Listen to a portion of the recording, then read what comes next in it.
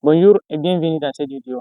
C'est Zako avec toi. Aujourd'hui, on va parler des vrais mensonges sur l'argent que nos parents africains ils nous ont transmis. Mais en réalité, ces problèmes rencontrent beaucoup de jeunes maintenant.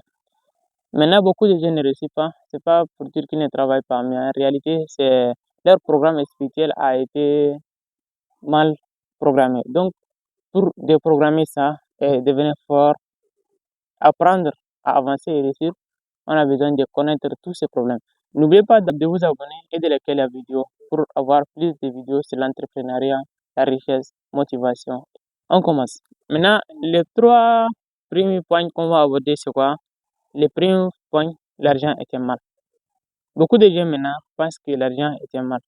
Les gens qui ont réussi leur vie, ils les considèrent comme des mauvaises personnes. Des gens qui ont volé, des gens qui ont tué des personnes avant d'agir. Mais en réalité, la réussite dans le monde des affaires, il ne te demande pas de faire des sacrifices avant de réussir, non. Il te demande juste de faire et puis de prendre du temps et de travailler dur. L'argent n'a pas de personnalité. C'est-à-dire, l'argent n'est ni bien ni mal. L'argent, c'est quelque chose que tu peux l'utiliser toi-même dans le bon sens que dans le mauvais sens. C'est que les autres n'ont pas compris. Ils pensent pour eux, l'argent c'est quelque chose de mauvais, mais en réalité, c'est pas ça. L'argent, c'est quelque chose de bien ou du mal. La majorité des personnes pensent que la quantité de l'argent qui est le problème. Si quelqu'un a beaucoup d'argent, c'est qu'il va changer ou bien il va devenir une mauvaise personne. Non, c'est pas ça. La quantité ne compte pas. Si quelqu'un est malhonnête et il a trouvé l'argent, il va rester toujours malhonnête. Si la personne est généreuse, une personne est généreuse, elle va rester aussi généreuse comme telle qu'elle est. Mais le vrai problème, c'est quoi? L'argent révèle le vrai caractère des êtres. Quand on est pauvre, on va faire des choses qu'on est obligé même de faire. Mais quand on devient riche, on est déjà libre financièrement. On va faire tout ce qu'on veut. Donc, la richesse montre juste le vrai caractère des êtres. On prend un exemple. Quelqu'un qui a, depuis son jeunesse, à l'âge de 18-19 ans, il travaille dans une entreprise avec son patron, jusqu'à arriver à 25 ans, jusqu'à 30 ans, il a ouvert déjà son propre entreprise. Imaginez voir si le patron lui appelle, il dit, j'ai un service comme ça, tu peux aller me finir. Pendant qu'il est en plein travail. S'il a refusé l'offre là, on va dire qu'il est une mauvaise personne. Mais en réalité, c'est pas ça. C'est pas ça. Quand on est riche, on a beaucoup de choses à faire. On va prendre du temps à gérer nos propres problèmes, nos propres affaires, que les problèmes des autres. S'il a le temps, il peut finir ça. Parce que, mais imaginez, avant, lorsqu'il était pauvre, si on lui appelle comme ça, il va courir même, il va courir. Parce qu'il a besoin de ça pour vivre, pour passer toute sa vie, manger et trouver son combo dedans. Donc, la quantité d'argent ne change pas les personnes ni les rend mauvais, mais elle révèle le vrai caractère. Pour finir, le problème c'est quoi? Un jeune à notre âge, s'il n'a pas compris et il pense que l'argent c'est une mauvaise chose, il peut peut-être tout passer sa vie à ne pas chercher l'argent dans le but d'être une bonne personne. Mais évitez ces problèmes, les gars, évitez ces problèmes. Beaucoup des Africains maintenant, ils souffrent à cause de ça. Ils pensent que l'argent c'est une mauvaise chose.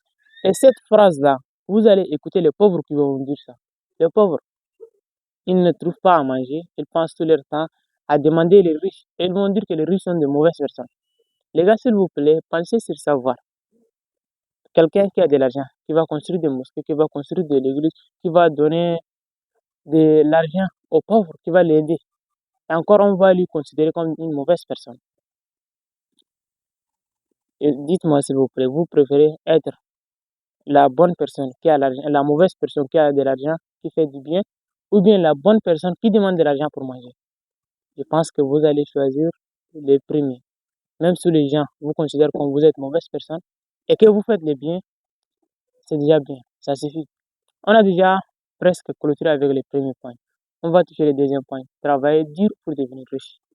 Et cette contexte-là, les gars, même moi, mes parents, ils me disent ça. En réalité, ça paraît vrai. Mais si on prend du temps à penser sur ça, à penser voir, on a pris un peu du temps. Les gars, on va découvrir des choses que nos parents, ils nous ont cachées.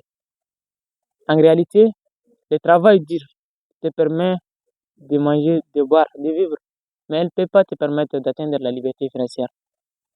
On peut dire sans le travail, on ne peut pas réussir. Le travail, c'est la base de tout. Mais le travail a besoin de compétences. Le travail a besoin de quelqu'un qui est bien formé. quelqu'un qui connaît le terrain. Imaginez maintenant des jeunes, un jeune qui a étudié le marché avant d'entrer, mais un jeune qui est venu brusquement comme ça. Le jeune qui est venu brusquement comme ça, il peut prendre des produits de qualité, mais sans ces produits qu'il a pris là, est-ce que le marché a besoin de ça? Donc, si le marché n'a pas besoin de ça, il peut échouer. Et l'autre jeune qui a étudié le marché, même s'il a pris des produits là, il ne peut pas perdre quelque chose. Il va avancer, même si c'est lentement là, il va avancer. Et en ne rien du temps, là, il va devenir autre chose. Donc, ce que vous allez retenir, c'est quoi? Travailler dur ne suffit pas pour réussir dans notre monde ici. Le monde est devenu un autre monde, monde des entrepreneuriats, monde des gens qui peuvent même vivre la liberté financière sans toutefois sortir de la maison. Pourtant, entre-temps, en Afrique, tu as besoin de beaucoup de travail. Tu sors du matin au soir pour devenir riche. Maintenant, on a rencontré des jeunes à l'âge de 15 ans, à l'âge de 16 ans, à l'âge de 18 ans, de 20 ans, ils roulent avec des voitures de 12 cylindres, des Ferrari, des Bugatti. Donc, maintenant, la richesse n'est pas seulement sur le travail dur. Maintenant, on prend l'exemple des gens qui ont réussi leur vie, tel qu'Elon Musk. Elon Musk, maintenant, il a déjà atteint une liberté professionnelle qu'on ne peut même pas imaginer. Et cette liberté-là, c'est pas grâce au travail dur qu'il a atteint, c'est avec des techniques, avec des groupes, avec des plans, des stratégies solides qu'il est arrivé là où il est. Donc, vous n'avez pas besoin de beaucoup travailler pour réussir. Vous avez besoin de travailler avec des techniques, avec des compétences personnelles. Maintenant, imaginez voir les jeunes qui se forment maintenant là, qui prennent du temps, qui gaspillent leur argent sur les formations là. Ils peuvent commencer petit, mais ils vont grandir en un rien du temps. Mais les gens qui sont de l'Antiquité, ils ont des boutiques depuis 2015, 2016, 2000. Ils peuvent les dépasser en un rien du temps. 5 ans, 6 ans, 7 ans, ils peuvent les dépasser. Donc tout ça, c'est grâce aux compétences. Les gars, s'il vous plaît, je vous dis, il faut apprendre. Apprenez à devenir pro dans ce que vous faites dans la vie. Que ce soit de l'e-commerce, que ce soit du crypto, que ce soit du trading que vous faites là. Il faut que vous soyez pro dans ça. Un jour à l'autre, vous allez atteindre la liberté que vous rêvez atteindre. Le troisième point que nos parents nous disent pour devenir riches, c'est de bien travailler à l'école pour être riche. N'arrêtez pas ici, n'arrêtez pas les gars, n'arrêtez pas. Je vous assure, et je signe ça, l'école ne va jamais vous rendre riche. L'école vous permet d'avoir un emploi, de vivre avec votre famille à l'aise, mais ne jamais atteindre la liberté financière. Les gars, s'il vous plaît, moi, j'ai vu des personnes qui ont réussi dans ce domaine, mais après leur vie, ils ont devenu des vieillards pour atteindre un certain niveau, pas riche financièrement, un certain niveau. Mais ces personnes qui ont pu avancer à l'école là, ils ont entrepris. Ils ont devenu des entrepreneurs. Ils créent des choses. Quelqu'un qui tu le trouve, il crée des choses, c'est déjà un entrepreneur. Il travaille dans les fonctions publiques, mais il gagne sa vie par-ci, par-là.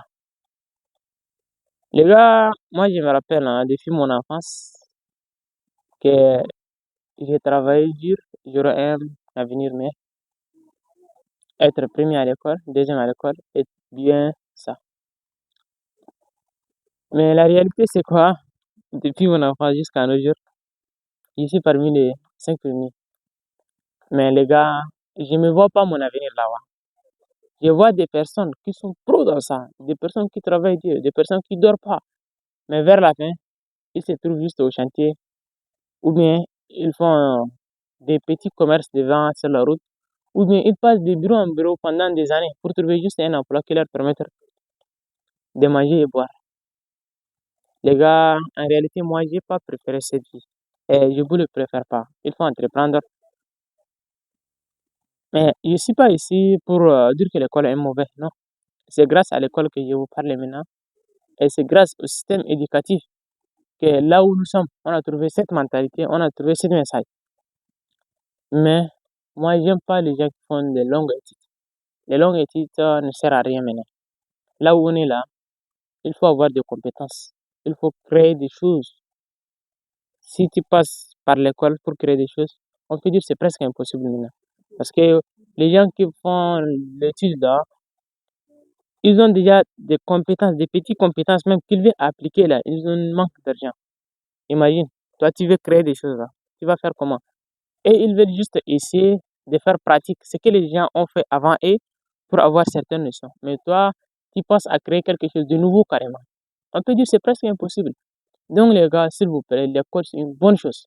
Sans l'école, en Afrique, on ne peut pas réussir. Je vous dis, sans l'école en Afrique, on ne peut pas réussir. Parce que la majorité des langues qu'on apprend, langue française ou bien anglais, les langues internationales qui nous permettent d'ouvrir des portes là, ce sont des langues qu'on apprend à l'école. On a besoin d'écrire, on a besoin de bien parler, on a besoin de bien noter. Maintenant, on se tracasse devant les caméras, tout ça là, parce que c'est par manque de compétences en art oratoire. Mais arrivé à un moment, je vous dis, maintenant, ça fait de cela 2 à 3 mois, j'ai créé des vidéos, c'est bon déjà. Donc, l'école également, c'est une bonne chose. L'école nous met sur le bon chemin, mais ne mettez pas en tête que votre vie est encore sur l'école à 100%. Non. L'école vous permet d'avoir un bon emploi, un bon travail, mais ne garantit pas votre réussite. Si vous voulez réussir dans les plans financiers, ne prenez pas votre temps à passer tout sur l'école. Non. Imaginez voir Steve Jobs, Thomas Edison, de grandes personnalités qui ont réussi dans la vie et les inventaires là. Ils n'ont pas passé par le système éducatif tel que Thomas Edison, il a même été renvoyé carrément de son établissement. Donc les gars, s'il vous plaît, votre réussite n'est pas à l'école. Et c'est la première partie des mensonges sur l'argent. Mais on va continuer la deuxième partie prochainement. Passez une bonne journée, c'est Zach avec vous. Si vous êtes là jusqu'ici, n'oubliez pas de vous abonner et liker la vidéo pour nous encourager afin de faire des vidéos professionnelles plus que ça. Merci.